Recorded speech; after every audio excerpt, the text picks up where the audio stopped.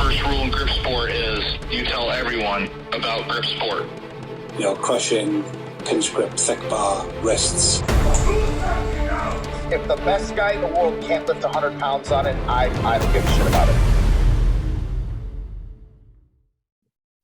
Okay, everybody, welcome to another episode of The Grip Show. A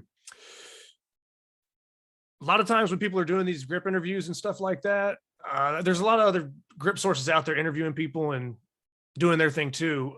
One person that I very seldom see interviewed or had, I don't know, I've never really heard them be interviewed or discussed much with them, is Luke Raymond. So I'd just like to welcome Luke to the show.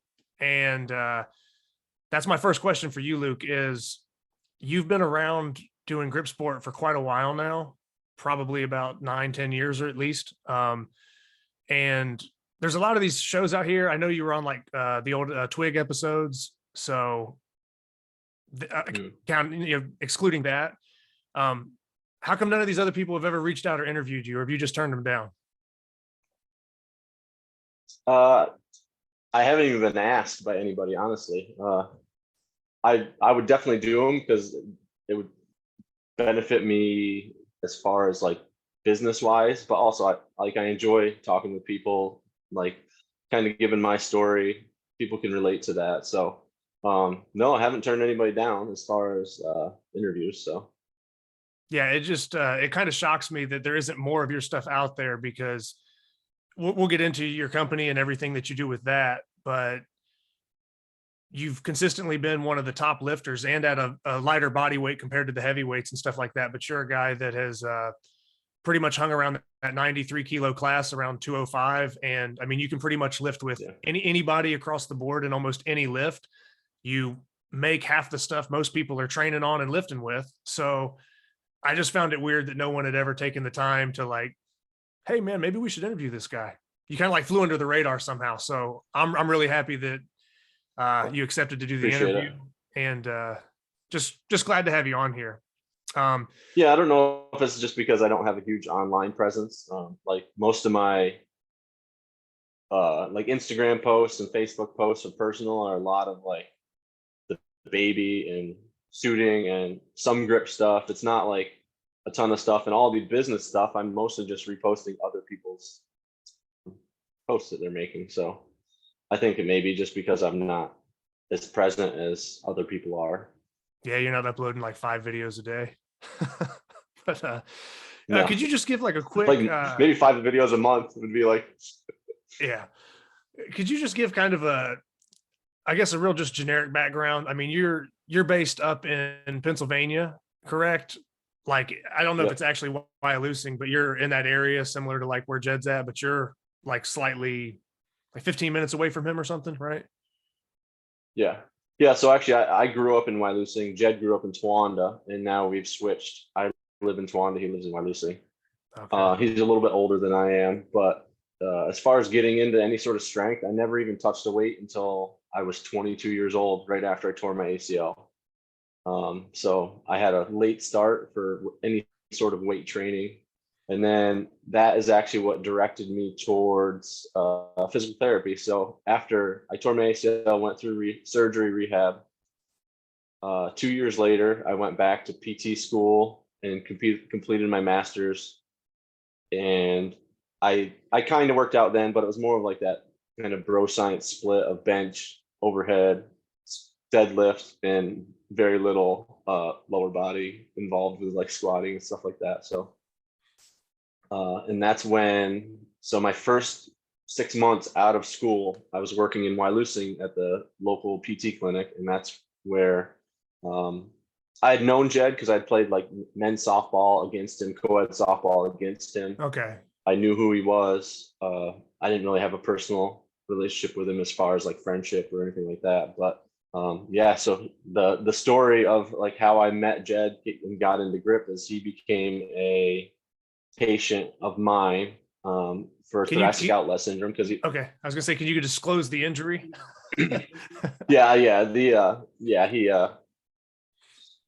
He's fine with that, considering it's been told amongst many different podcasts. Yeah, so he had like thoracic outlet. So he had a little nerve issue going on in his arm, causing weakness, which was affecting his grip.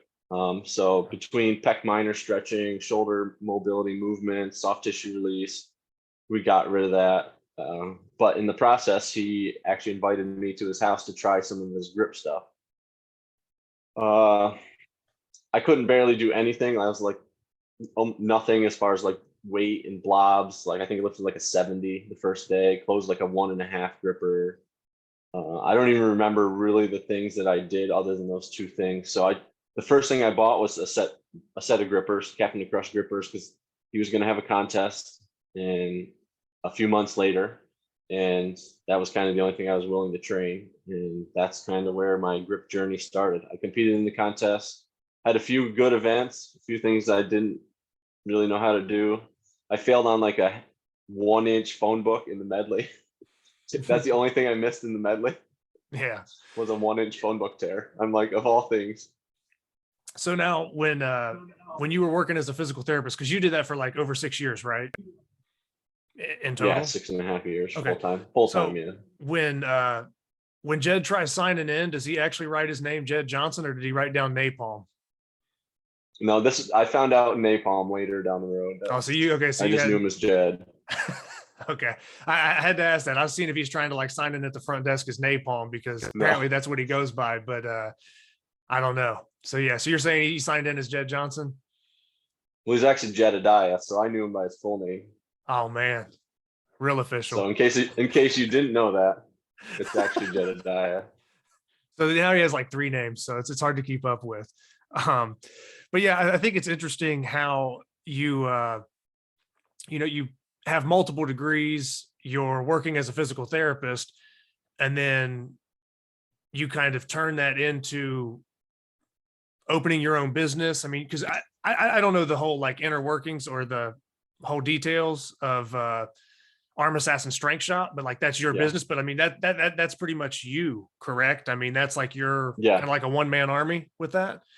And yeah, so that actually started much later in my kind of grip. It actually started more with my arm wrestling career than it did with anything grip related.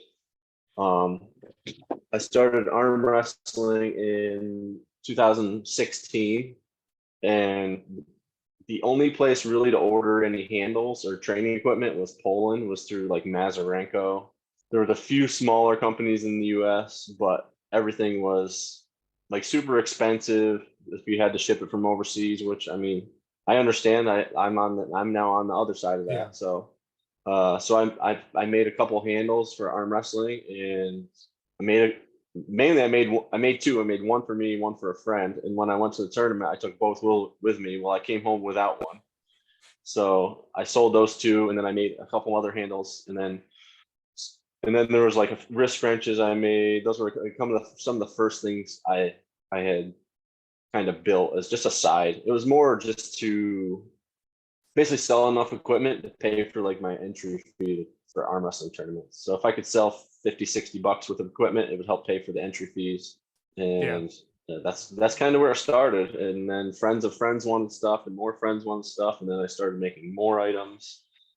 And then it's just blown up to what it is today. But I'm still the only welder fabricator. I do have a part-time helper that does like arm wrestling table, elbow pad, like the wood and vinyl work on those. Okay.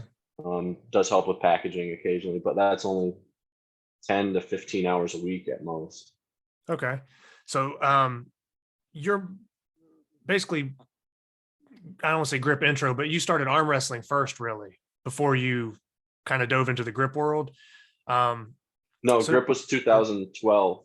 Okay. Arm wrestling was 2016. Okay, so you had done some grip first. Had you competed? For 4 years I had been doing grip. Okay. And then what kind of got you from grip to the arm wrestling? Just that crossover of having a lot of guys doing both? So always arm wrestled with friends in like high school on like the lunchroom table or like the bar room, the kind of the typical arm wrestling interest before you move into like actual competitive arm wrestling. But a name that JT Strassner, who may be one of the greatest short steel benders ever. I'm not sure if you're familiar with him. Also did grip. I was going to say, man, he's from Missouri. I met him at the Arnold, actually, very random. He just came up talking to me and was like, "Hey, like what events are you guys doing?" Because he was with like some arm wrestling people. I think that they were arm wrestling at the Arnold this year, and back in March, and he was talking about something, and we kind of got on the subject, and I didn't know him, didn't know what he looked like, but I had seen the name JT Strossner. I'd seen it before. So this guy's talking to me, and I'm like, "Oh, like you're whatever, something." I think he announced himself by like his regular name. And I was like, "Oh, like JT Strossner." And he's like, "Yeah, no, that's Justin. me." Yeah, yeah, I think that's how he's like, "Hey, I'm Justin," or something. And I was like, "Oh, like JT Strossner." And he's like, "Yeah, dude," like kind of like surprised that I knew him. And I'm like, "Man, I've just looked at so many different lists, and some of these names have stuck with me." So whether it was like grip or steel bending, or maybe in some video with you guys, but yeah, no, I actually, like I said, it's kind of a random thing to meet him, but I chatted with him for a minute, but yeah, that was it. But he's like, "Oh yeah, I know Jed and Luke," and we talked a little bit about that. So, but yeah, so that kind of got you into arm wrestling, or that's one of the people that you So worked with. yeah, he's originally from Missouri, but he was living in our area working for the gas industry. So he's a welder for the gas, for like a pipeline welder for industry. So he was here, I don't know, 3 or 4 years. And I just randomly saw a flyer on Facebook for an arm wrestling tournament that was in Dunkirk, New York, which is just outside of Buffalo. And I was thinking about going to this just to see what it's about. And JT's like, "I'll ride with you. Let's go." So like 2 weeks later, we went to our first arm wrestling tournament. It was literally that abrupt of a decision. Like it was like, let's just go and figure it out. And how did that turn out? So in between those 2 weeks, I actually read James Retoritas, so another grip guy, former arm wrestler, like arm wrestled a long time. So he had a book, Strong Arm Tactics. So in those 2 to 3 weeks, I literally read his whole book, looking through the whole book on like some of the technical side of it. But I basically went in with the idea of just be safe, try not to break my arm. So kind of keep my eyes on my arm, figure out things, and then see how it happens. Well, actually, JT in the amateurs beat everybody left-handed, and I beat everybody right-handed. And then I jumped into the pro class and ended up going 4-2 and taking second place, losing only to Brandon Elsesser. So, and I beat some guys that have been competing for 10, 15 years, and I literally had never even seen an arm wrestling table in person. So that was kind of the start of my arm wrestling journey. But having some grip, hand and wrist strength from grip background was definitely a benefit for me. And then when you kind of, if that's like your first outing and that's kind of the result, you kind of realize, I don't know, like a guy that just shows up for the first time and just pulls 500 on a deadlift, like, "Hey, I might be good at this." When you get that kind of a result, you're more inclined to kind of stick with it. Like you're listening to that feedback, like, "Damn, dude, you're pretty good." Or I'm sure people that there were probably like, "How long you been doing this?" And you're like, "Oh, this is my first time." And they're like, "Sure, dude." Yeah, and literally, so I was like, yeah, and that's what it was. Like, and zero experience other than reading a book. Yeah. So from that, just to kind of go down, and maybe have you expand on some of this, for the arm wrestling side of things. So that first competition and having that success kind of led into 2016 World Arm Wrestling Amateur Champ, right hand at 195 pounds. Is that a pretty big competition, or is that like a pretty well-known thing? So we had to travel to Las Vegas for that.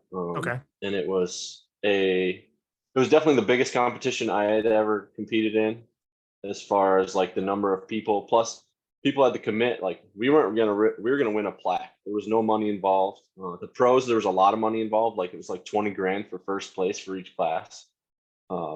But all of us amateurs that were going there were doing it for a medal plaque and just kind of some pride. So at that point, I had done 6 or 7 tournaments. So I at least had some good experience. I had actually traveled to South Carolina for a wedding and stopped at James's house, Retoritas, like a month before I went to Vegas, and just went through some basic practice training set up. And that helped me a ton, because learning from him and his kind of idea of where my strengths was, and having his background and understanding, I was able to basically use what he told me to go to Las Vegas and win. Went through undefeated, won in the finals twice, and was successful. So it was, I mean, it was such a good time out there. Would you say that's probably your like biggest arm wrestling win, or maybe like the tournament you're most proud of? It's definitely a top three, because being my first year, it was one of the best experiences I've ever had, because there was about 25 to 30 people per class. They had 4 classes of all the weight classes. And well, funny story about this. So the way they were running it, it was like a big square, and on each corner was the 4 weight classes. So the first match that was happening, they had a camera on that. The first match of the day, first match of the weekend, the first guy breaks his arm of all matches. First match, he breaks his arm. There wasn't another injury the whole rest of the tournament, but the first one that they turned the camera on was a broken arm.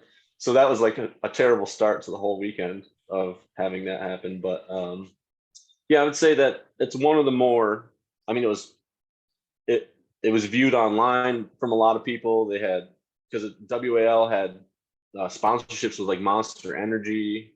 I can't remember who all was, but that was the main one, was Monster Energy. So it was a large sponsorship as far as that. I do have a couple other, like the Keystone, the Keystone States. Is that like the state champ? You're just, because it has here that you're 2-time state champ at arm wrestling, and that's in Pennsylvania and New York. So that's, yeah. So I won PA States one year. That was actually at 187. So that was a vicious cut for me from 205 to 187. Yeah. And then that was 2017, so I won my weight class, but the way they did it at the end, they had like an extra. So all the first and second from each class, they started lightest to heaviest. They kind of put a bracket, so all the light people were on the lower bracket and all the heavier people in the upper bracket, and then they did a cutoff in the middle and then whoever won the light class and whoever won the heavy class actually came to the finals. Well, that was where I actually beat Sam Harris in the lightweight finals for the day, which Sam was the WAL champ at the time for 165, but constantly goes to tournaments and competes in higher classes and just beats people. I mean, he's beaten me 2 other times since then. But it was a big win for me because I had very little experience and at the level that he was. Okay. So. And then the other one I have here that's based around arm wrestling is National Sit Down Arm Wrestling Champ. So I like watching arm wrestling. I'm not exactly, I'd be more of a fan. I don't really do it, never really tried it. Mm-hmm. I assume sit down arm wrestling just means that like you're doing the same thing, but you're just seated. Am I right there? Or is that? Yeah. Okay. So the tables are lower, than there's seats that you're sitting on. They actually have seat belts, because if your butt leaves the seat at all, it's a foul, which limits your ability to like finish pinning people. Because sometimes when you're on like a regular arm wrestling table, you can like press and you can get up on top of your arm to press down. Well, you can't do that and sit down. So it's a lot more like hook top, very little top roll, because you can't back pressure, because you can't drop either. So you can't go down as far as your body weight. So you're staying a lot more in here, and it's just a different movement. So it would kind of be similar to like taking someone like MMA and then forcing them to box. Like it's just kind of like taking away half your body or taking away some of the tools, and then you're kind of just working. Yeah. It's a similar sport, but you're limited in your, I guess, how much of your body you can use, or it's kind of going to narrow in on a couple specific things. Would that is that accurate? It's okay. Exactly. It's a lot more specific to specific movements.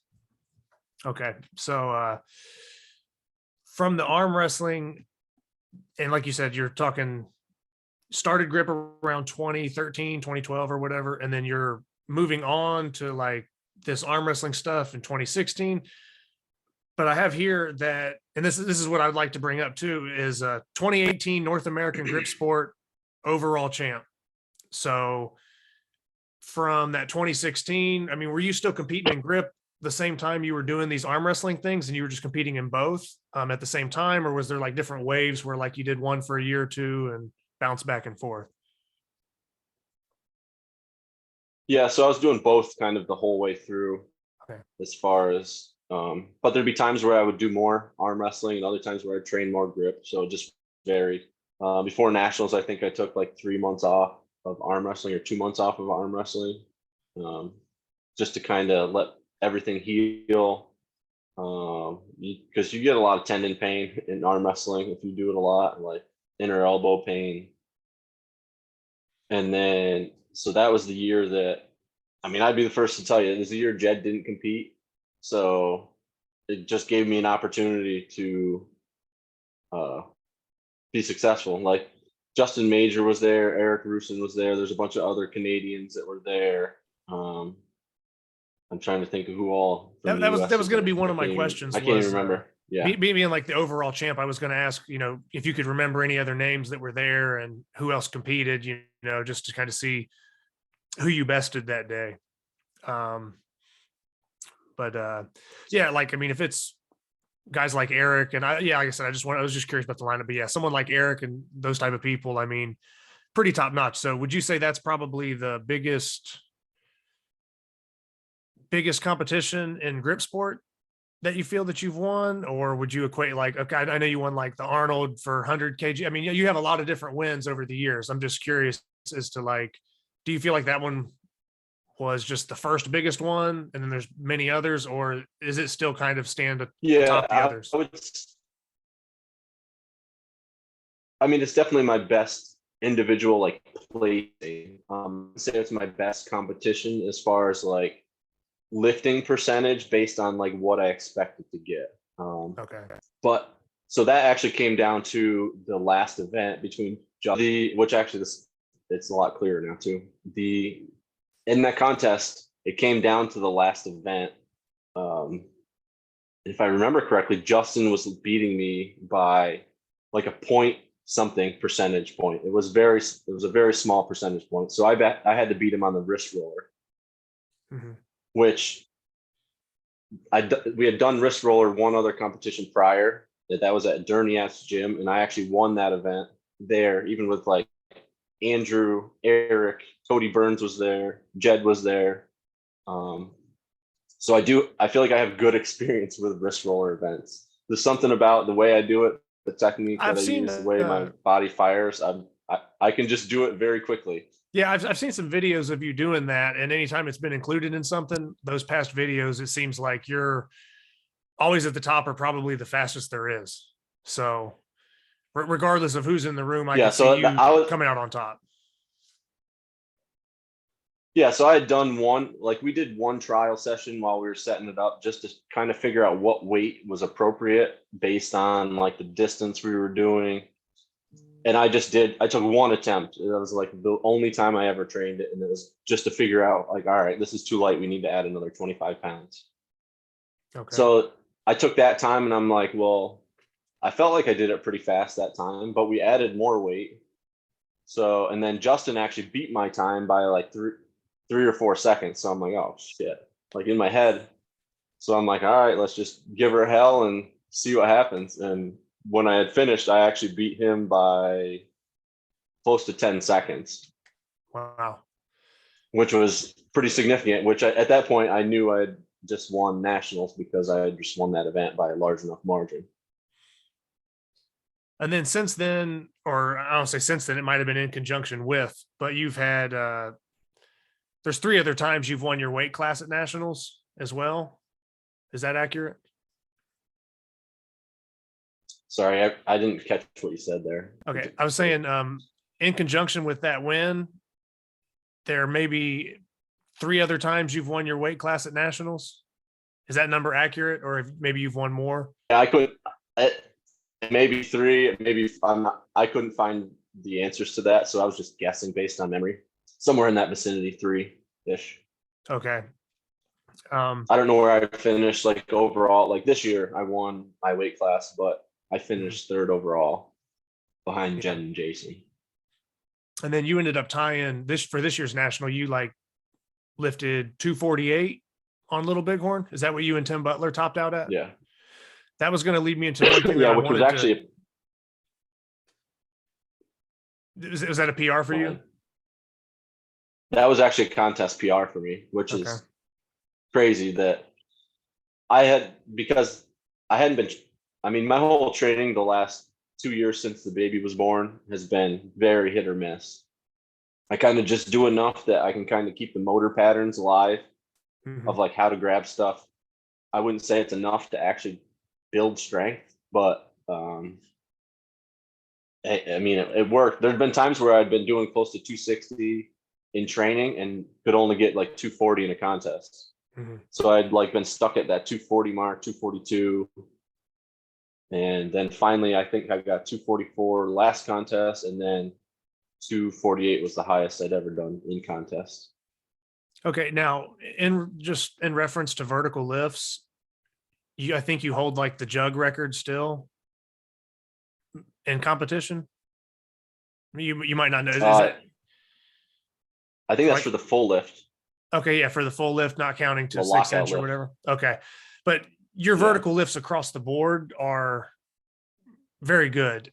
I was going to ask you a personal question that I wanted to know was you kind of alluded to it earlier with saying that when you started off, you lifted like a half 70 blob, a 1.5 gripper, and you didn't necessarily have this big like extreme intro where you just naturally were just insanely strong or something. It kind of late start to lifting and everything No. else. So with these vertical lifts, because I'm somebody that if my wrist is kind of in a line, I'm like really strong. But when you start to like break my wrist down, I struggle with V-bar lifts. For you to reach the level you're at for your vertical lifts, whether that's Little Bighorn, whether it's the jug, like hilt type lift, is that something you had to really work at for the positioning, or your wrist, does it just naturally feel better in that position? No, it was definitely something I had to work towards, because the first time we did Little Bighorn was the first year of King Kong, or second year of King Kong, maybe. I can't remember what year it was, but I did like 150 pounds. And then within a year and a half of that, I was at 210 to 220. So like I just figured out how to grab it, how to position it, how to talk it, all those things. So Okay. And it was yeah, just figure it out over time. all right. Yeah. I didn't know if you just like walked up the first time and like you were just grabbing it and you're like, man, this just No, feels, not this at all. feels right in my hand. It feels great. Or if it's something that's like, maybe you hated it the same way I'm hating it right now. And I'm still trying to like dial it in and figure it out, I guess. Yeah, I would say that's how a lot of things have gone, as far as like initially when I started would struggle for a bit until I figured out how to put my hand on it, where to lock your thumb or whatever on it, and where to place your fingers. And then just kind of figuring out that motor pattern of kind of muscle activation. And once it clicks, it could be night or day, and it could go up a lot very quickly. Yeah, because I mean, you see guys sometimes in training, I mean, they pull crazy numbers, and like competition, it's 30 pounds lighter. So it definitely is a hit or miss lift sometimes for people. And Mhm. for the reasons you're naming, but also just being a friction based lift, like you're known for being able to chalk implements. You wrote down, a lot of people refer to you as a chalk whisperer. I don't want to say how important is it for that lift. We all know how important it is, but could you maybe go into detail a little bit more about, I don't know, maybe something that works for you when chalking implements, and that might vary through each implement, but like Little Bighorn, do you have like a certain way that you like to chalk that? And everybody's different, but just to talk about the importance of the friction for a lift like that. Back. I don't. Yeah, they cut out again. I Yeah. was just basically saying, could you talk about the importance of chalking on a lift like Little Bighorn, or if you have other lifts that, you know what I mean, you chalk differently for certain reasons? Just go into basically maximizing what you can lift on a friction lift, really. Yes, and that varies on the time of year, depending on humidity in the air, the temperature in the room. A lot of it's just feel for me. So sometimes I have to remove chalk and start with a new base. Sometimes I have to use a lot more chalk to try to figure out to get that appropriate texture. And a lot of times it takes 2 or 3 lifts after once you get things figured out to try to get that chalk to set in. So I naturally have very sweaty hands, which in a way helps kind of a little bit of moisture helps the chalk stick to items. It's like blobs, a lot of chalk. I just like a lot of chalk on that. Little bighorn blobs definitely require a lot more chalk than kind of anything else, I would say. Plate pinching is another one that it depends on the plate. So like your calibrated plates that have paint versus a cast plate that is kind of more of a raw steel would depend on the texture, but they're going to generally be a lot more chalk on the raw steel and not as much on the painted calibrated plates. Because what happens a lot with a friction based lift, if you get too much chalk, it actually makes it more slippery than it should be. There's a joke that it makes it like there's ball bearings on the surface. I'm not sure, something with Jed, I don't remember who it was based on, but the whole ball bearings thing is an inside joke there. Okay. But yeah, it's hard to really say with like an exact science because it's a feel thing for me more than it is anything else. Yeah, and like you said, everybody's hands are going to be a little bit different. Yeah, I know talking to Ben Helms, he kind of has like sweatier, like clammy hands. So I think sometimes it helps him with what he's lifting just because he kind of has that moisture already there. Whereas like I'm feeling the same exact blob he's lifting, and I'm like, this feels like shit, this feels terrible. And he's like, oh, it's perfect. And I'm like, I disagree. So it probably is just more you just spending time and figuring it out. Now, I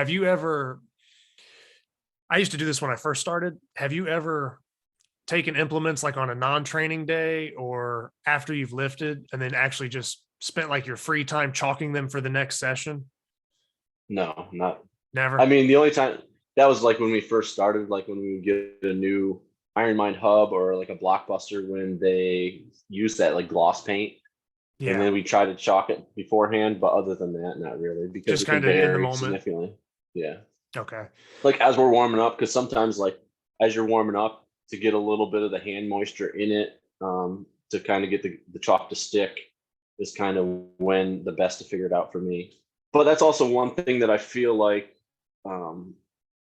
I haven't had a training lift and then a huge drop in a contest, because I feel like that's one thing that's super important to me when I go to lift is to make sure that the chalking texture is the way it needs to be.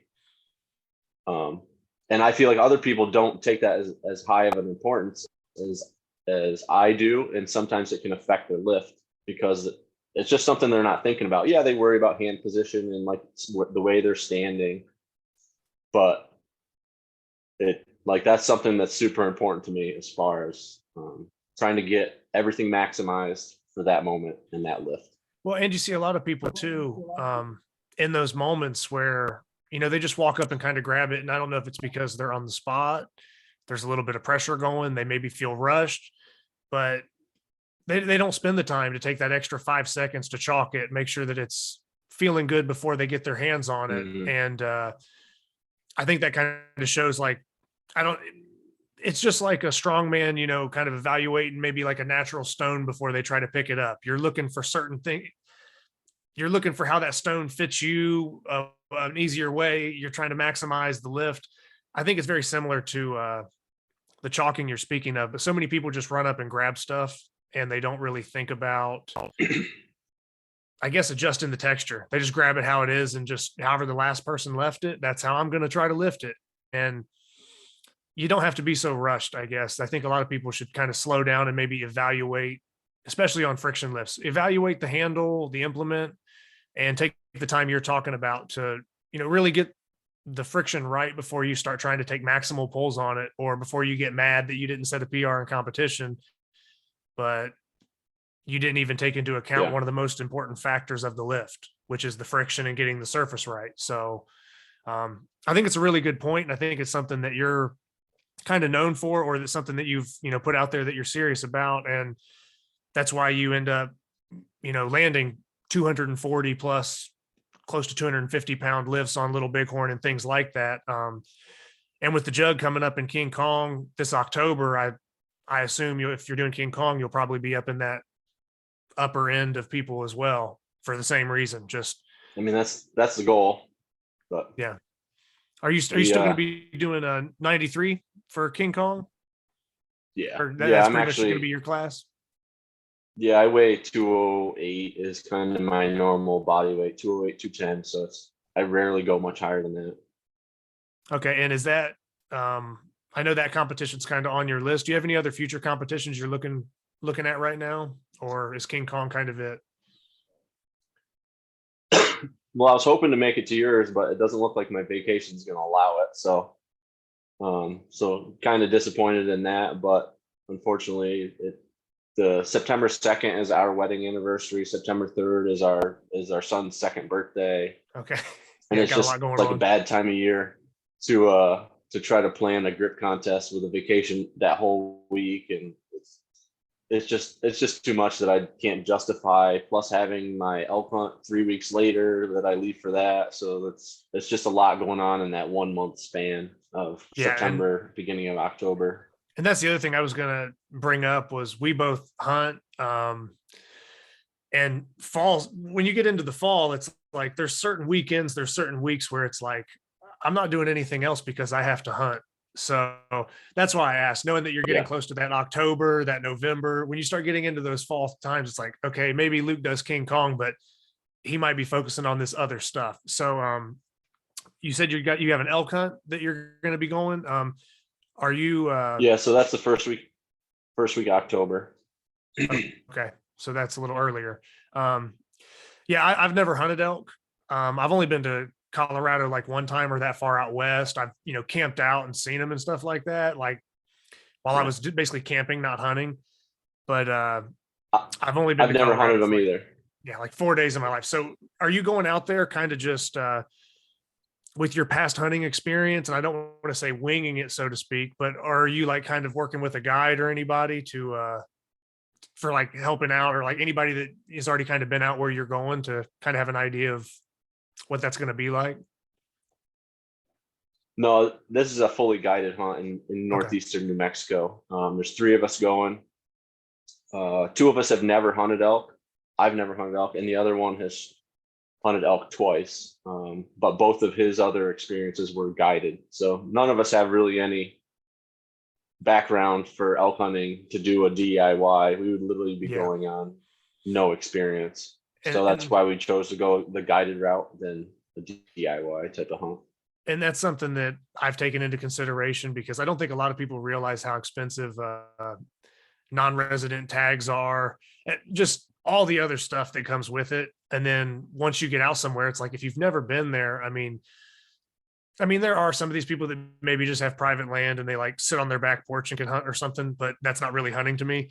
Yeah. But to actually go out west and kind of hunt in that fashion, if you don't know the area and you haven't been out there kind of scouting around, or you're not super familiar with the animal and, the times of year and all that stuff, doing it yourself completely is almost probably a waste of money.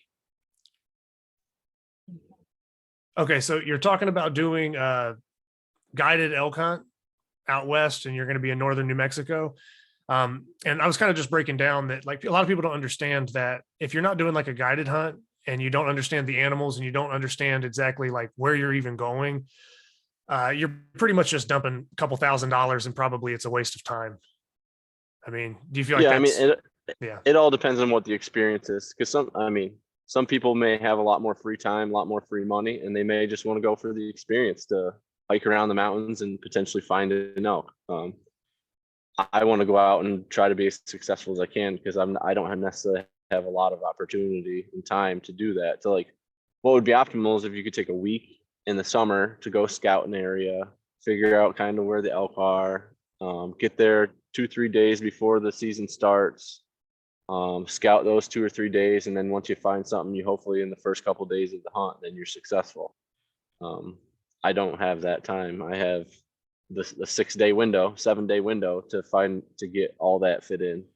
So yeah, And then if you also do like the guided hunt, like you're talking about now, it's like anything else. I mean, you're processing information and knowledge the entire time that you can keep with you for future hunts and stuff like that. So maybe over Yeah. time, it turns into you having more confidence in going out west and hunting other stuff, or being at a point where you wouldn't want to do a guided hunt. But for, yeah, first time going out, first time hunting elk like that. My personal opinion, I think guided hunt is absolutely probably the way to go for that. So for what it's worth, Yeah. I think it's a good call. Yeah. If you had a friend that you were going with that's been out there multiple times in that area, then that's a different story. Yeah. Because you're basically going out blind if you don't have, like you said, somebody or anything else. It's going out blind, and you're basically gambling with hundreds, maybe thousands of dollars in travel and license tags, all the other stuff. So I definitely get that. So you stay pretty busy. Like you said, you don't have a whole lot of time just to go out and do all the scouting and stuff. Just wanted to take time to talk about Arm Assassin Strength Shop in general. So I know we've talked about how you started off kind of doing some things on the side where you were making like wrist wrenches or certain pieces, and it kind of was just a side thing. At what point did that pick up and you started to realize like, hey, this might be a full-time deal, or man, these orders are picking up? When was that, I guess, realization, or when did that transition happen? So Memorial Day of 2018 was the last time I worked full time as a physical therapist. Okay. After that, I had gotten a per diem job, so I could kind of work as much as I needed as a per diem therapist, and then do the business on the side. So I was doing that probably 2 days a week, and then doing the business 3 days a week for that whole next year. And then as the year went along, as 2019 went along, I got a lot busier as far as like number of orders. The money I was making was better because I was getting more orders. I was still in my garage at the time. And then beginning of 2020, so in January 2020, I actually only worked one shift in 2020, and that was the last time I've done any physical therapy, was in January of 2020. And I've been full-time PT or full-time Arm Assassin since then. Sometimes Okay, it's more than full-time. yeah, especially you, kind of like you said, being kind of like almost a one-man army. You don't necessarily like get to work the exact same hours every single day. If you have more orders, that might mean more work. So Yeah. overtime, so to speak. But yeah, I mean, it depends on the volume of orders you're taking in and what you have to get put out and certain deadlines. So yeah, you're probably not always working scheduled hours or typical work hours. And I know you've often mentioned you get up a lot of times like 4 or 5 in the morning when you start. Yeah. So most days I wake up at 4 and I start by 4:30 at the latest. Okay. That's mainly just especially during the summer, is to get through with the heat. Like, so by 10 o'clock, it's like already getting to be way too hot to be in full welding attire. So I try to get as much as possible done by 10:30, 11. And then I do the packaging, running if I need material, and I kind of do all that stuff afterwards. But yeah, and I mean, it's just easier. I'm a morning person. I like, as soon as my eyes are awake, or our eyes are open, I'm awake. Like, it takes me like 5 minutes and I'm ready to rock and roll for the day. But like someone like my wife, she is the complete opposite. So she's more of a take an hour to relax and drink her coffee, and I'm like, drink my coffee on the go. Yeah. But so it works out good for that. So like I said, you started with these smaller items that you're working on in the beginning. Was it difficult for you to like not only transition to bigger orders and bigger stuff, but like making Saxon bars, making these things? I'm sure there's probably like a learning curve with some of this stuff. Was it, I guess, like a rough transition, or was it pretty natural and kind of just a slow progression the way it worked out? Because like, I mean, you constantly have been adding stuff to the site over the last few years that even I've been aware of your company and supporting it and buying everything. there's a lot of new things popping out constantly. So it's always evolving. You're always kind of improving the quality of stuff or upping the amount of items, or, just the variety of training stuff that you have for sale.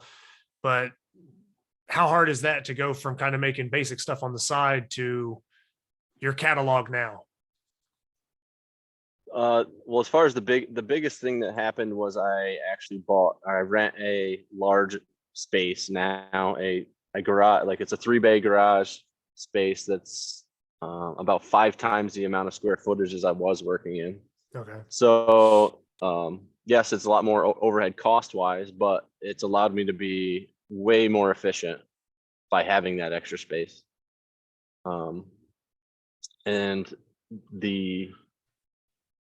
So by being more efficient, it's allowed me to be able to get more stuff done, which has allowed me to kind of broaden the things I can make.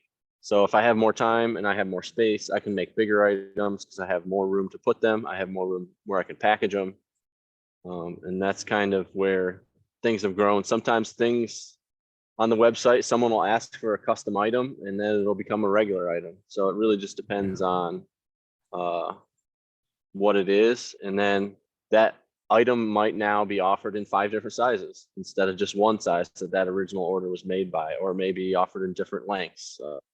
It just really depends on what the item is and where the idea comes from. Because some things like, say Rogue makes this piece of equipment, well, they only offer it in one size. Well, not everybody wants that one size. So like, how can I make this one piece now have 10 different sizes or 12 different sizes and lengths? Like, so you have different diameters, different lengths. And that's kind of where I feel like my business excels compared to these bigger companies, is I have the ability to move any direction at a fast pace because I am just one person, and be able to make custom. So someone orders an item and they're like, oh, can I get this in standard plates instead of Olympic plates? I'm like, yep, no problem. That's because I make everything after order anyway. So the items, that Saxon bar that you mentioned, like that's been something that's very common, which arm lifting has been pushing Saxon lifts, and plus also GSI has been having Saxon in a lot of grip contests the last year. So that's something that's been selling a lot.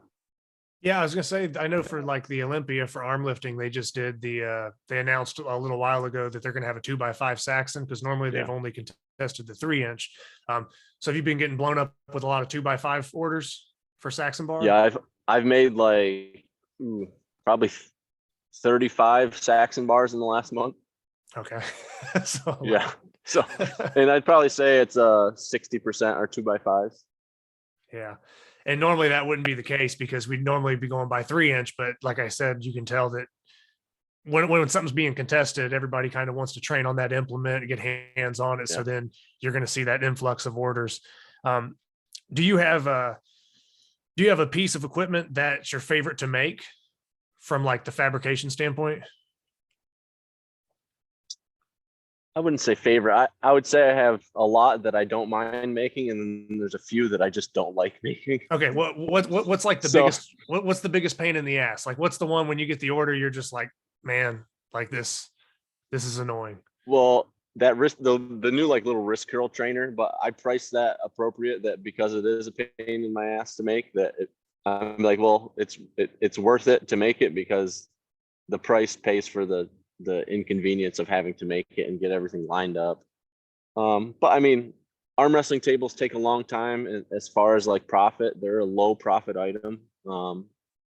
But what happens generally with an arm wrestling piece of equipment, when you buy a table, you buy handles. So handles are more of a profitable piece. So the table is more of like an entryway into the business versus the other way around. So yeah, you're kind of breaking the ice, and then everything else that comes with it is like, yeah, once your foot's in the door, then it's like, well, you're going to need these attachments, similar to some other grip stuff too, because I mean, you can buy like certain frames, like if we talk like One Hand Nightmare, Napalm's Nightmare, you could buy the frame, but clearly you're going to want a couple different diameters to work with. If we're talking rolling handles or we're talking pinch blocks, I mean, then you start branching out into 3, 4, 5, there probably more combinations that someone could come up with. So Yeah, and But that yeah, I mean, that's probably the most. I would say that of all the things that I've made, even though the original idea of the two-hand napalm nightmare is based on something that Jed came up with, the idea of taking that one piece of equipment that started with interchangeable handles and then basically broadening it to, I don't know, 12, 13 different pieces of equipment that you can now use those same handles on. I would say that's kind of I'd say that's the best thing, that idea that I've come up with as far as a general business model, is to have that modular system of all these different pieces that you can use the same handles that just interchange out of different diameters, whether they're cylinders or whether they're blocks or whether they're ingot shaped or whatever. But I am gonna get freaking rained on right now, and I gotta move because it is getting black back, and it's thundering and lightning. back to the hunting room. Hopefully the signal will hold up as you move around and everything. Yeah. But that's all good. Yeah, because it's just a couple bolts of lightning over the hill and thunder, all those things that are not good to be happening. We'll move back to the gun room. Okay. But yeah, I'll let you get set up, whatever. Hopefully it'll stay service wise. Yeah, because it worked earlier. I mean, fine. So you would say probably let's say the invention, but yeah, just being able to swap out the different handle sizes is probably one of your favorite things that you've like come up with as like a business model, because I've seen you set up like custom pull-up stations, but those handles can be interchanged again. All right, so Luke had a storm roll in, having some connection issues, but just going to kind of dive back in, discussing kind of like the napalm system, or just having the ability to change different handle sizes. I was just mentioning that, like, I've seen you do like custom pull-up mounts where the handles can be changed, farmer handles, things like that, where the handles can be swapped out. So I think that that's one place that you're kind of right, where these other big companies might offer something in one size, but the variance you have in the products you make and the handle sizes and how interchangeable everything is definitely something that you don't really find anywhere else. And then also I would say, and this isn't just because you're sitting here, but at the price point that you have it listed for the price, for how fast things ship, as easy as you are to work with and customer service wise, I just don't think that a bigger company can customize things as well and have that much variance in their training equipment. It's kind of like one and done for them, and that's what you get. Whereas with you, everything is kind of more hands-on and custom, but I mean, you're getting the same quality. It's getting to you probably just as fast or faster, and you just have like 100 more options with it. I mean, would you kind of agree with that to some extent?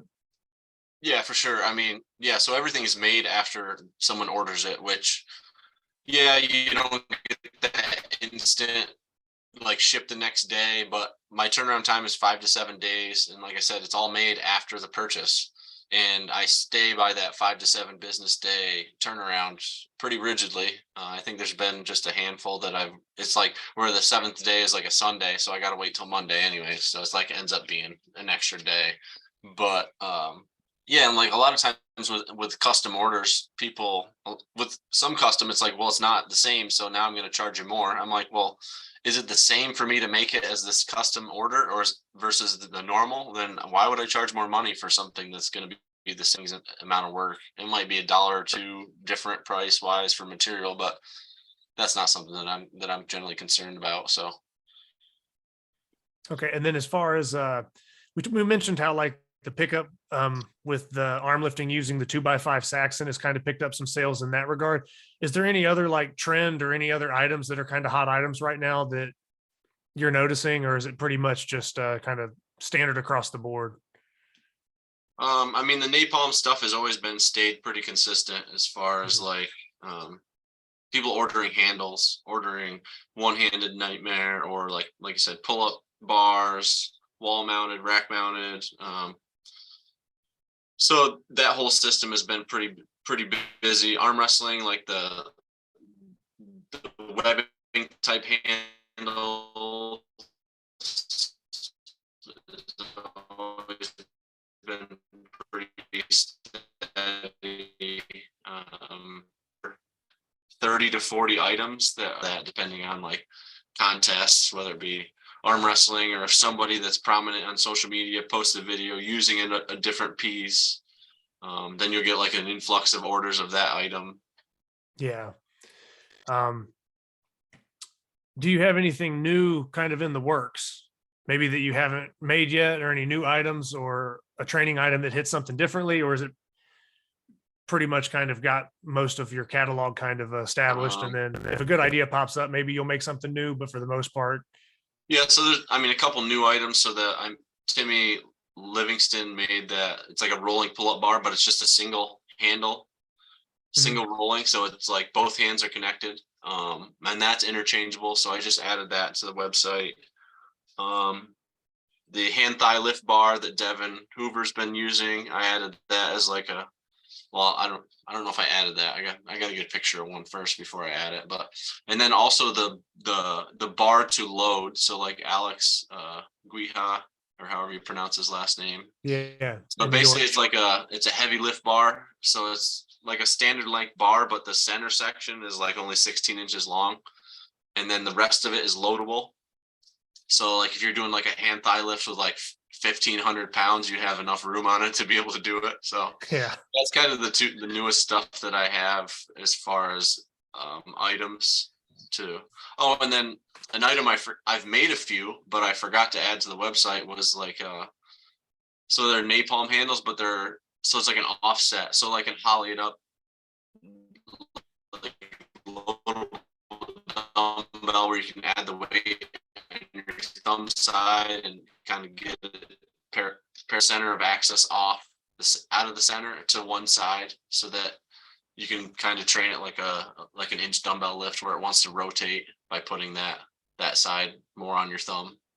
So those are kind of the newer items that I've added recently. But like I said, it's just random stuff that like, oh, this would work. And there's stuff I've made that I never even took pictures of that I don't even have on the website because I'm terrible at taking pictures. Like I will make an item, I'll package it and be like, crap, I forgot to take a picture. Screw it. I don't feel like unwrapping it. Yeah. That type of stuff. As you know how fun the black plastic wrapping is to take apart. Yeah, no, I've ordered a decent amount of stuff from you. I don't want to like try to guess what it is. I think one time I like put it all in a big pile and sent you a picture of it, but yeah, I had I've had quite a few things, and that's from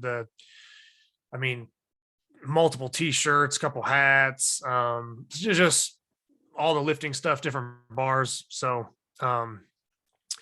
yeah, no, I've definitely your company was one of the first I really came across because I found out about this stuff from watching like Jed or like Adam Glass videos and stuff, on YouTube. So that's where I really kind of found this stuff out. And then you kind of see what implements people are using or what's being contested. And then the stuff I'm looking for, these pinch blocks, these rolling handles. It's like, I kind of found your site pretty early and, I didn't know you at that time. And then, getting to meet you and compete with you and compete against you at certain times has made it better because now, I kind of put a face with the business and stuff like that. So it's always cool when you're doing business or promoting a business and you actually kind of know the person and you get along with the person, or, they're cool in person as well. So that definitely helps. Well, I appreciate it. Did you have any other kind of like, I don't know, like a different lane you wanted to travel down, any other topics to kind of touch on maybe that, I don't know, different experiences. I could come up with stuff on the fly, like nothing, but is there anything on your mind that you would maybe want to address or put out there for people? One general thing as far as like people that are new to the sport, I would definitely reach out to people that have been doing it for a while to get some, like Jed offers ebooks, coaching. I couldn't say like, if you don't have someone to train with in person, like that type of stuff is going to speed up your learning curve exponentially. Cause some of it's just like basic of like where to place your hand on a hex block versus a blob. Like depends, like those things can matter a whole lot. And then like where to stand compared to a euro or a flask. So I think that's one thing I would say to anybody that's new is one, try to get with people or go to a couple contests where people that have been doing it for a while are, and that's places you can learn, because you might not necessarily get a ton of info during contests because it's kind of like drinking from a fire hose type of thing. But I mean, the after contest lifting and feats and all that stuff is where you can have fun and enjoy and hang out and kind of learn in a relaxed pace. But so that's just one thing I would recommend for anybody. Yeah, and that's something that I've done. I mean, like Jed's Lift the Blob book, I recommend that to so many people just because I like kind of like the history, all the pictures of the old blobs and kind of just breaking it down, because there's so many people that, you know, they don't know the difference between like, what's a York Roundhead? Well, what's a fat man? Or they call a next gen a fat man. And they just don't even know, you know, that's a legacy. Well, what makes that a legacy? And it's like a lot of this information is either in videos out there by, you know, Jed or a lot of other people put stuff out there. Or even if you just check guys that are lifting blobs, but like you said, just, you know, where to place your hand, where to stand, stuff like that. So I've been one of those people that someone might look at me and say I've done some decent lifts, but I'm always quick to pretty much snag like any ebook or any training tool I can, or watch videos nonstop and just study and analyze I guess the best guys doing it, or someone that's at a higher level than me, and then try to use that information. So I basically second that advice as far as getting your hands on some ebooks and trying to speed up the process, because if you just think you're going to figure it out on your own, or you know what you're doing, you might end up lifting the same numbers on the same handles for 2 to 3 years. And then, oh, well, what happened to that guy? Well, he didn't make any progress and didn't want anybody coaching him, didn't want to buy anything. And then they just kind of fade off or sell their stuff. Yeah. But we've probably seen that a few times, or more than a few times, I guess. But yeah, there's definitely been I mean, and these are people like that when I came into the sport, the whole cult, say a lot of the people don't even compete anymore as far as like the big names, Paul Knight, Andrew Derniat, Eric Milfeld, Brent Barbie, he was a moderator on the grip board for a while. Chris Rice, I mean, Chris is getting up in age, but he was always someone that I was striving to try to beat at grip mess, even 35, probably 38 years older than I am. He's like double my age. So, yeah, but those people came into this, or they were there in the sport, but a lot of them aren't in it anymore. It's a lot of new faces. I mean, obviously Jed's still in it. A few other people that have been around a while, but like Tanner, Adam, Gil, haven't seen any of those guys compete in a few years. Yeah. Those are guys that are super strong. So it's like, did they just lose interest? Other hobbies? Not really sure. Yeah, and that's something that I might, you know, if I get a chance to speak with those type of guys or that group of guys, that stuff I might dive in and ask them, you know, is there a plan to return to grip? What, you know, just other interests, life got in the way. You just kind of been there, done that, did it for a decade, and now, you know, time for a new chapter. But yeah, I think a lot of people have those kind of questions, and a lot of the names you're dropping are like names that when I first found out about this stuff, I mean, it's just their names are in every video, like you said, like the Andrew Derniat, Cody Burns, Adam Glass, Tanner Merkel. It's just like these are the names you're seeing, like Luke Raymond, Jed Johnson. So these are the names that, like, my first intro is just seeing all these people, and I'm very good at like memorizing stuff. So I just see these names and then just start seeing like all the lifts they do and go down the list. But yeah, a lot of that, I don't want to consider it like the golden era of grip, so to speak, but it is kind of like, for a lot of us newer people, those names are kind of the ones that we look up to, or that was our introduction to grip. So a lot of those guys just recently stopped competing kind of in the last couple of years. So it is interesting to maybe reach out and talk to them a little bit about why, or just pick their brain about it, I guess, because I've noticed the same thing. Yeah, and as far as like, and there was a lot fewer grip events back then, because they a lot of times they just competed with the same like grippers, axle, and a pinch variation, which a lot of the time was Euro. That was the three primary movements, which they had the elite numbers based on. And I would like to see that come back, but then maybe adopt it to newer implements. So like the two-hand napalm nightmare, maybe a two-hand flask, or you could interchange flask and Euro and have them if someone wanted to use either or.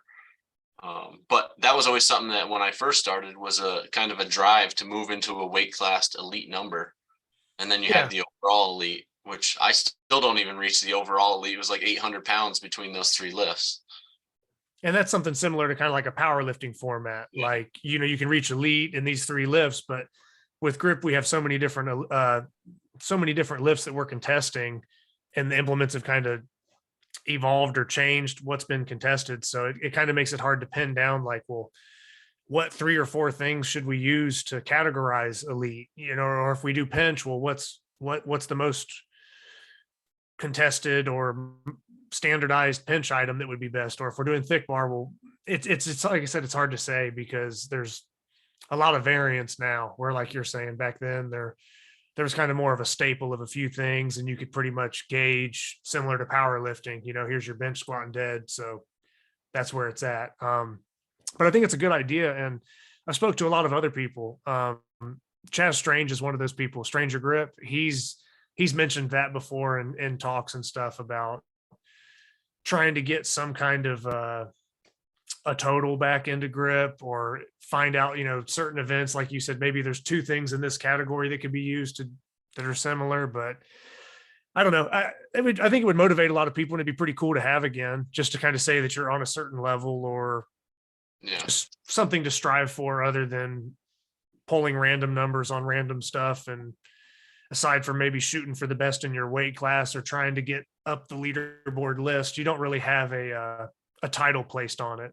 You can see your name on a list, but you don't have a title like, oh, I hit a elite total in this or that. So I think it's a pretty cool idea. And I think it was, probably a good thing back then for a lot of people. I just don't know how we would go about doing it these days, or who would be in charge of selecting what implements we're going to go by, because there's probably going to be a ton of debate there and everything else. So yeah, I mean, and maybe you do it, you have one contest on the East Coast, one contest on the West Coast every year that have those specific movements. So you can kind of use that, each of those lifting for, like, they have a gripper, a pinch, and an axle, and that's the contest each year. And if you want to go to it and to try to make your way onto this elite list, you have to go to that. I mean, that's just an idea to make it more convenient so that you have kind of the same area. No, and I think that like that would be good. Yeah, you just have to probably get some people on the same page with it. But I feel like, I guess this would be another good question, would be, in general, do you feel like grip and grip sport is kind of growing, or do you feel like it's kind of leveled out? Maybe it comes and goes in waves. Where do you see the sport right now compared to when you first were into it? You said there's more stuff being contested and there was less competitions back then, but overall, like, that grip scene compared to today's grip scene, what are some of the differences, or maybe even similarities, if you want to kind of touch on that? Yeah, so I definitely think it's bigger as far as like the number of competitors that are competing in either like a grip sport international based arm lifting, whether it be Arm Lifting USA or in different countries. So I mean, it's been good as far as that. There is some divisiveness between the different kind of federations that disagree on the way things are run, with lockout versus crossbar lift.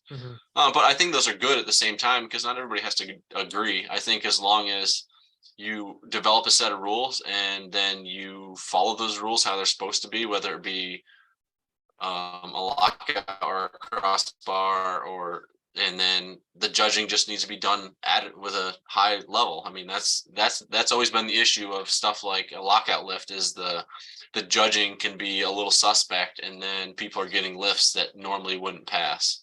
And whereas a knock bar, there's no subjective. It's like you either hit it or you don't, and if the piece of it, did the handle stay in your hand while you lowered it to the ground, plain and simple. And also, just another thing to add to that is the grip world, even though maybe it's more popular now and there's more stuff going on, it's still a very small community. Correct. And at a lot of these venues or competitions, when you are judging a lockout and stuff like that, a lot of times the person hosting it maybe has to lift as well. And then it's like, well, who's judging you? Is it a training partner? Is it a friend? I think it's hard to sometimes find kind of a neutral party in such a small community, because we're such a small community that a lot of times it's the same faces or your friends or people you've talked to, and then they're the ones that are either judging your lifts or you're judging theirs. And it can pop up, that, did he really get that lift, or did you give it to him because it's your training partner? Oh, that was close. So I think that's another issue. It's hard to find kind of a third party judge or someone that's kind of neutral and stepped out of the competition that can maintain that standard. Sometimes I think their judgment gets clouded because they're lifting around their friends and they want everything to go well and they're hyped up, and maybe they're not judging from like a stone cold, just judging. I'm here to judge. I'm not friends with nobody. I don't care who lifts what. It's the rules. And maybe if we could find or have somebody that could kind of keep it that black and white when it comes to these rule sets, it might make for cleaner judging or cleaner competitions. But yeah, I mean, I think having more than one judge would help that, even if it's someone that's there just as a secondary person, videotaping each lift so that you could review it. And then the judges kind of be like, oh, I'm not sure if that was a good lift or not, so let's go to a video review real quick.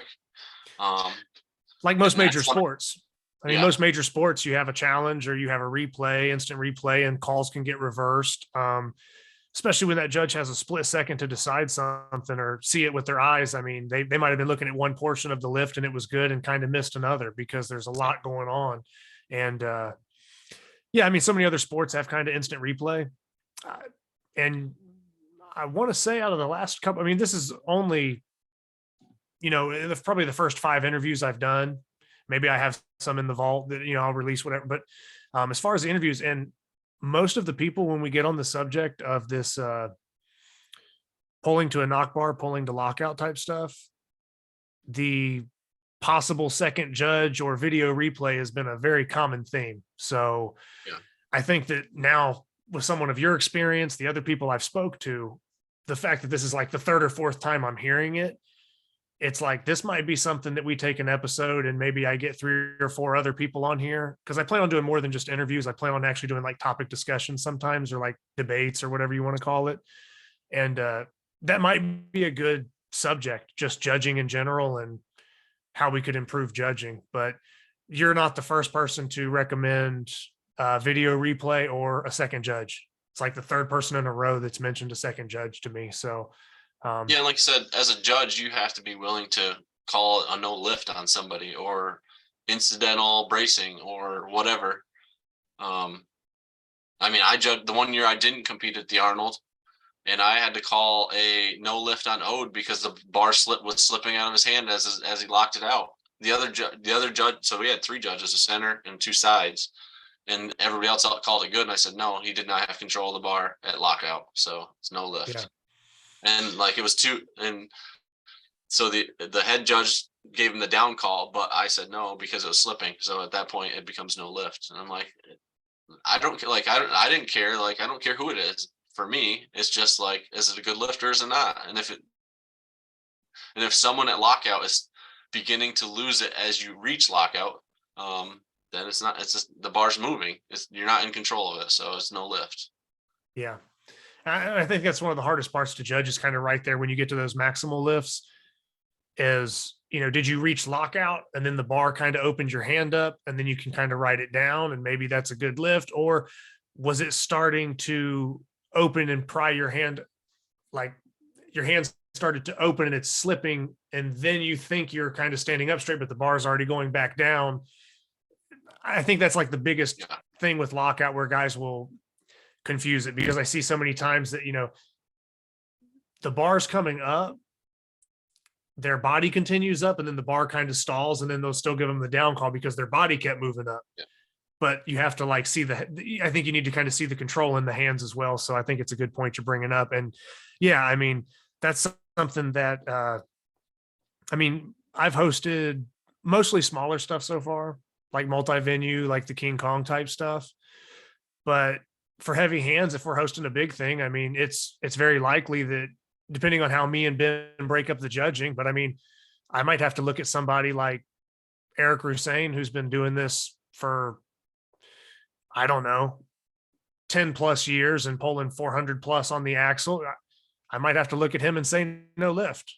And it doesn't matter that it's Eric. It doesn't matter that it's Jed or whoever, I mean, if I'm judging it in that moment, you can't worry about who it is. You have to look at the lift as it is by the rules.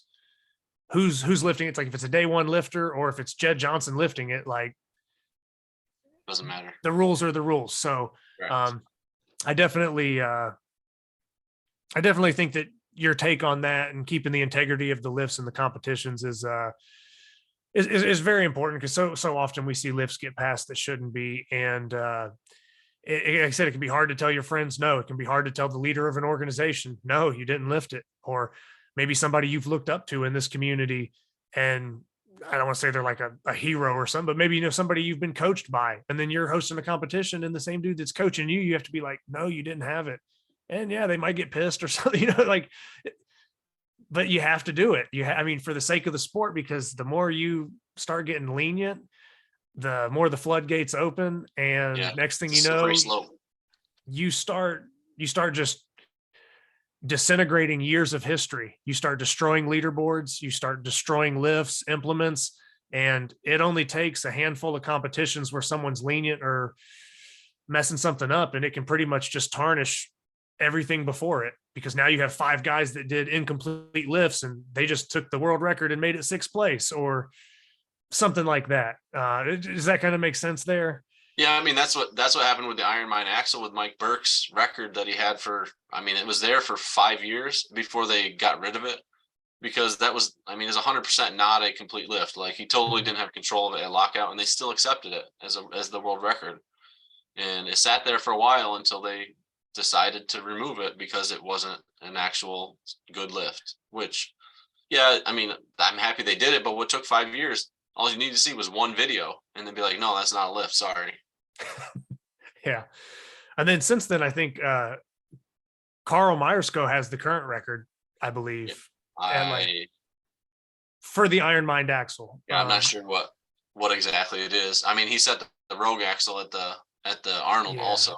They were up like 550 around there, but I want to say for the Iron Mind one, just because that one has kind of the most history to it, and we're referencing like the Mike Burke lift and stuff like that.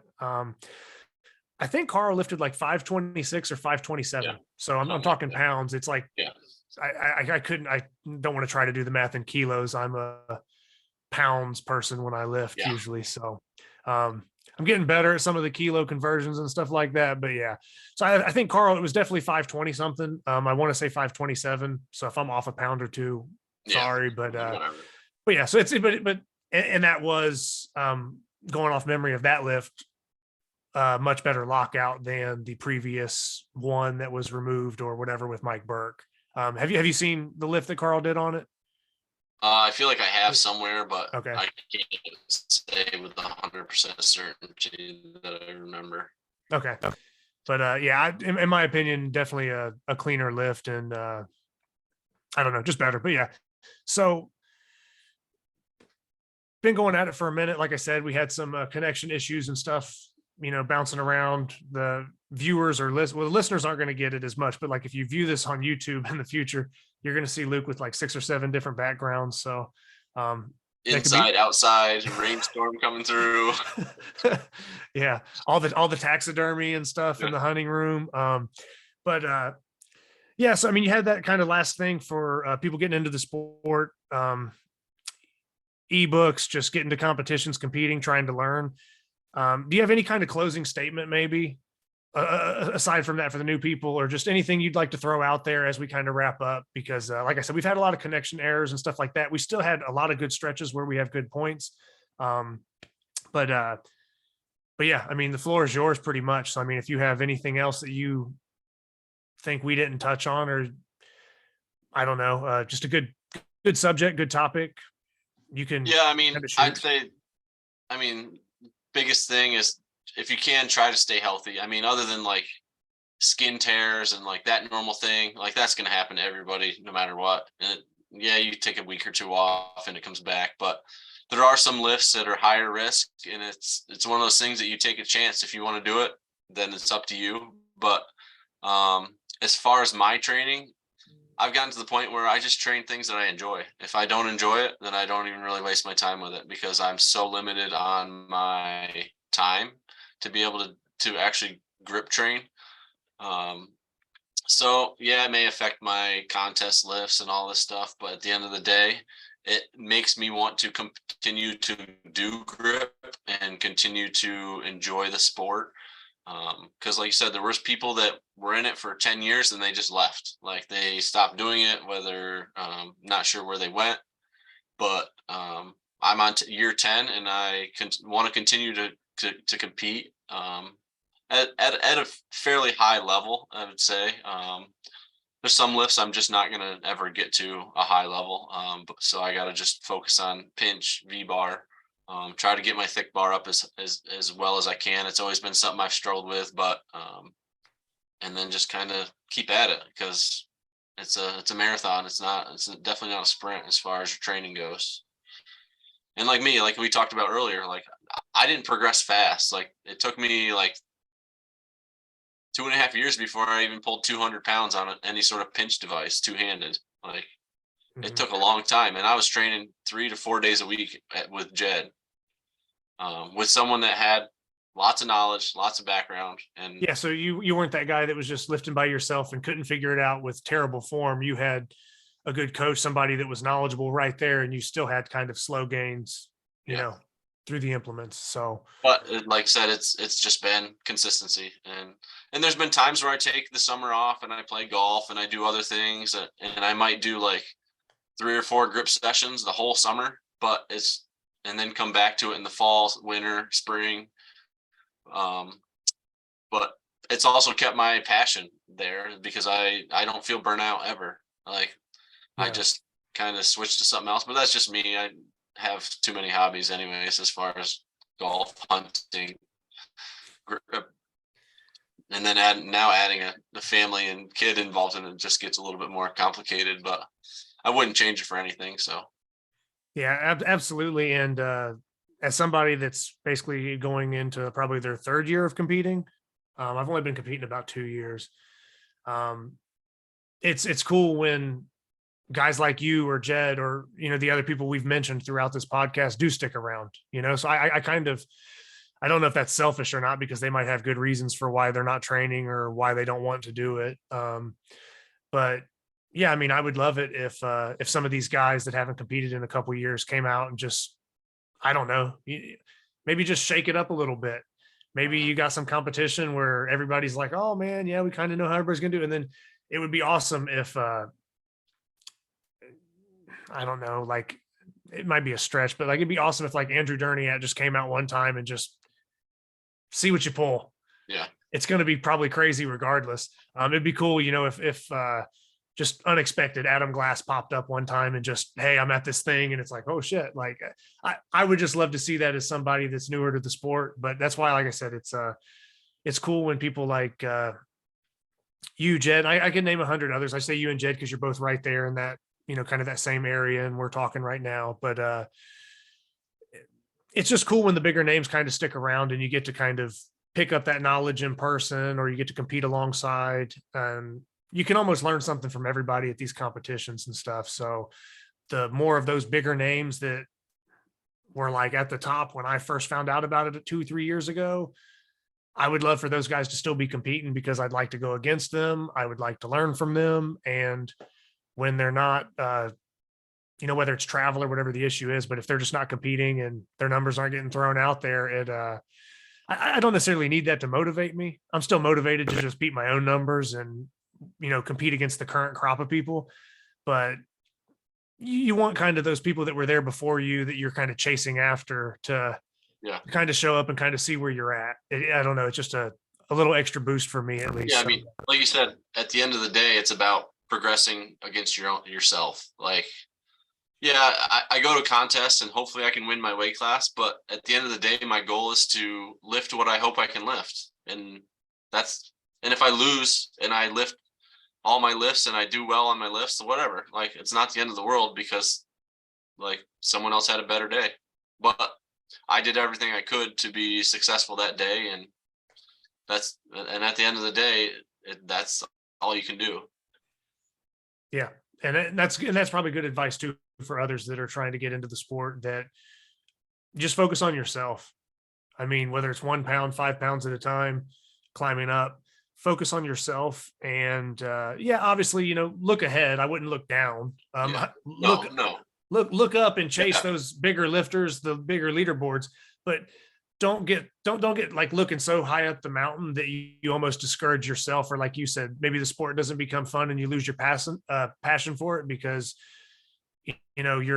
this guy outlifted you by 150 pounds on an axle or something. And now you're just like, oh, what does that really have to do with you just getting your sets done or getting your work done and bumping your lift up 5 or 10 pounds, So, I think it's good advice all around. So whether it's newer lifters or people that are kind of on their own, just training stuff that you enjoy. But if it's something that you don't enjoy, ask the guys that are good at it what they do.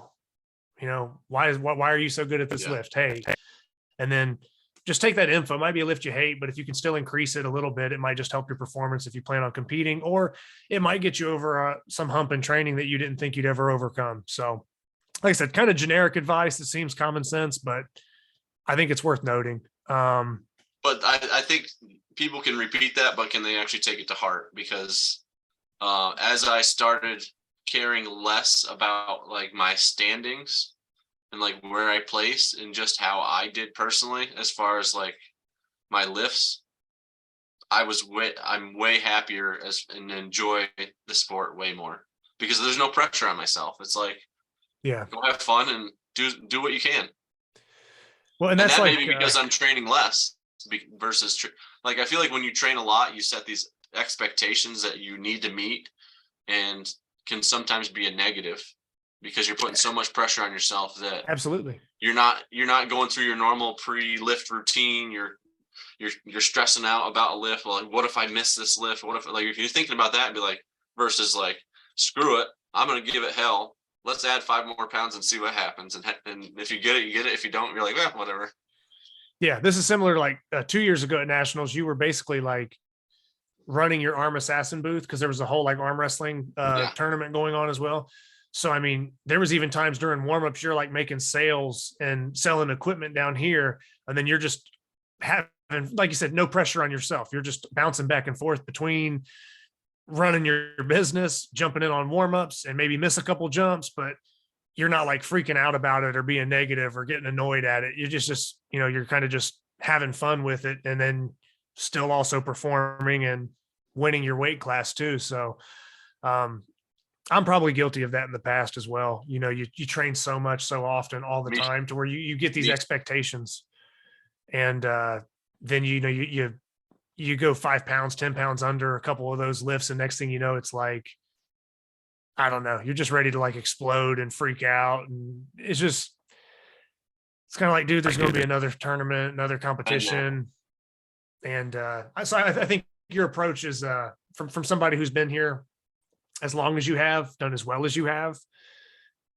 to almost say that kind of less is more when it comes to this subject, and say that your passion for the sport or your energy for the sport is probably in a better place because you're doing it less and there's less pressure on you is probably a lot of good advice for these other people too. That way you're not like living and dying by some expectation when you get there that you almost ruin yourself. So I don't know. I don't think I could say it any better than you did. That's um, probably it. But yeah, so overall, Luke, man, I've had a good time talking to you. Like I said, I'm gonna have to edit some stuff because there was some hangups with the connection, but that's Yeah, like sorry I about said, that. if I could drive 10 hours and to everybody and across the country and just fly in and like you said, time, it's the same reason you have less time to train because you're running a business, you're about to do an elk hunt, you know, you have a kid, family, there's a lot of stuff going on. If I could do every interview in person and have a team around me filming stuff, yeah, I would do it and we'd have no mix-ups. But I'm not a big tech guy. I'm just working with what we got. And I'm going to at least get some editing practice because I'm going to have to piece all these things together and try to make them make sense. So in a way, even though it was a little shaky at certain points for the interview, it's probably going to help future episodes if anything happens, or it's just going to help me be better at editing. So in a way, these kind of screw ups with the connection might turn out to be a good thing. It just might temporarily annoy somebody if they're like, man, they were on a good subject and then it just stopped. But Yeah. like I said, we can't control that. So we'll just kind of do what we do. And like I said, you'll probably make me better for it because I'm going to have to go in and kind of edit some things and figure it out. And other than that, man, look forward to probably buying some more stuff from you. And Well, speaking of that, okay. 5% off using the code the Grip Show for anybody that uses that code for the rest of forever. So Okay, so you want that to be like a discount it's a code discount code. Yep, from the this? Grip Show. Okay, and I'm 100% cool with that, and that's something that I'll put out there and just make sure that I'm promoting that as well on my end. So yeah, that means a lot to the show and me, and that probably means a lot to a lot of other people because like I said, bought plenty of stuff from you. I'm sure it won't be the last time, and just want to keep supporting you and the business and anybody that needs to find the website. Also, it's just armassassinstrengthshop.com, right? Or I actually have the armassassin.com. You can is the shorter way to get Okay. there, but Okay. so you don't have to worry about writing the rest of it out. But Okay. So yeah. But that's where you can find Luke's stuff at. And like he said, you're gonna get whatever you want. It's pretty much made to order. There's already a huge catalog on there, and I'm trying to think of how to put it. There's already a big catalog on there, but if you need something customized, it's made after the fact. Luke's very easy to communicate with, very easy to get along with and do business with, and you're going to get it within that window that he said he sticks by. Because as a customer who's probably bought 30 or 40 items from you, I think everything I've ever gotten has shown up early. I don't think I've ever had a late shipment whatsoever. I think everything's been a day or two early. Not to like, yeah, put the pressure on for future people well, ordering. yeah. Like, I mean, once that it leaves my lied. hands, I can't promise what happens with FedEx or UPS or USPS. So Yeah, that's on them. So yeah, the people shipping it have a hand in it as well. But as far as what Luke does on his end, everything has shipped very fast for me, been very convenient, and stuff I train with a lot of times, weekly. I'm still training with something from Arm Assassin Strength Shop, no matter what it is. And yeah, so just thanks for your time and look forward to buying stuff from you, competing with you, competing against you in the future, because we do sometimes run into each other at the same weight classes. I haven't been able to I've probably gotten you on a couple events at times, but I've never been able to beat you at a competition. So maybe that's something like you said, you had people that you were kind of chasing back. Was it Chris Rice that you mentioned? yeah, You're trying to chase a certain person or chase their lifts at that time. That's kind of how you are to me, is like somebody that's around my weight class that, I just haven't had the right event list, or I just haven't been strong enough on the day or in the certain lifts like nationals, grippers. you're like 20 RGC above me on a gripper, and it's like I can only do so much with that, but then Yeah, and that ends up being a lot. That's like For- Jed. I've never beat him in a contest ever. Okay. There's been one contest, King Kong 2019. Yeah. If they would have done it percentage based, the first year of the grab ball, I would have beat him by like 0.6%. But because it was reverse strongman and the crusher absolutely killed me. Yeah. I was like 30 places behind him on the crusher. So still never beat him. That's the goal.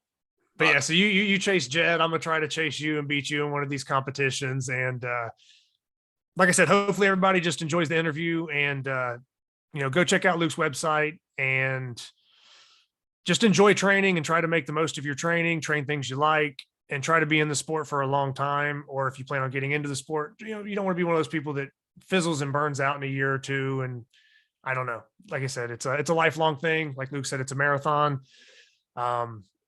Just try to stick with it, and we'll keep the episodes rolling in. Luke, once again, like I said, I know I'm dragging this out a little bit here at the end, but yeah, thanks for coming on the show, man. Really appreciate it. I appreciate you doing it and appreciate you having me on. So thank you. All right. So go ahead, and I'm going to sign off with that. And these will be dropped weekly. So whenever this drops, there'll be another one a week after that, whatever. I'm going to try to keep a weekly pace. So just be on the lookout for that. And we're going to start getting into more things besides interviews. We're going to be doing topic discussions, event recaps once results happen. So there's going to be more than interviews, but for right now, we got the interviews dropping weekly, and things are going to start picking up. So just thank you everybody for tuning in, and we'll sign off with that.